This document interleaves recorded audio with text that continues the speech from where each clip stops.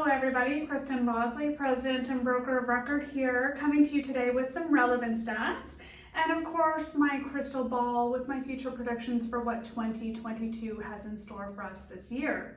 So if you've been following along, you know that 2021 remained extremely robust in the city of Toronto and of course beyond into the suburbs.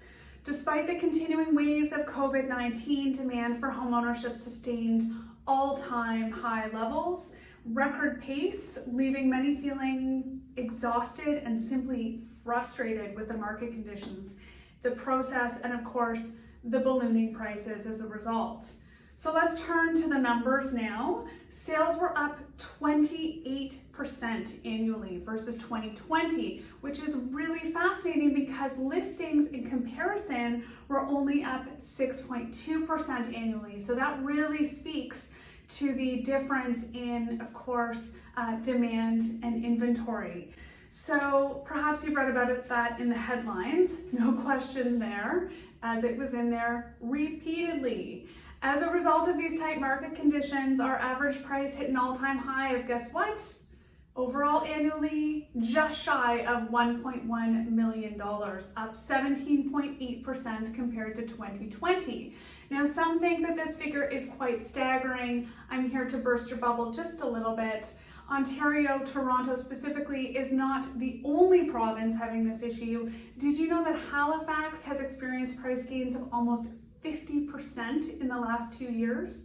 When we look nationally across Canada, we've experienced price gains of about 25 to 30% across the board. So we are on pace nationally. Is it a fun experience for buyers? Absolutely not. So when we talk about sales trends, the one that really did surprise me was, of course, the resurgence of the condo market in Toronto, given people's continued desire for space and land. So this is really reflected in the number difference between the 416 area code and the 905 area code. Overall, sales in the 416 were up 36.8% compared to our neighboring 905 area codes, which experienced a 23.6% increase. Overall, still clearly indicative of a really strong marketplace. So, moving on to trends for 2022, things to look out for, I'm going to pull out this magical crystal ball that, of course, doesn't exist for any of us, but given history and my experience in the business, I am going to shed a little bit of light about what's going on and what I think is to come. So we do expect to continue experiencing a tale of two markets, okay? When I say this, we have, again, increased demand and growth in pricing. First-time buyers are going to really continue struggling with affordability. There's no question about that.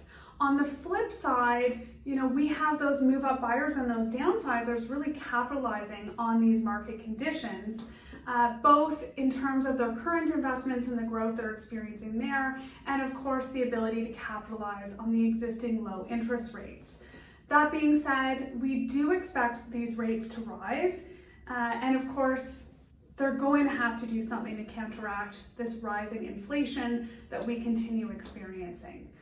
Safe to say that economic policy measures previously put in place, like the foreign buyers tax, have done very little to really slow market growth in Toronto specifically. The only reasonable way to moderate this price growth is to build and encourage supply. So, I'm really interested to see what the expectation from the provincial and of course city government is in loosening up our guidelines a little bit to allow for more residential building.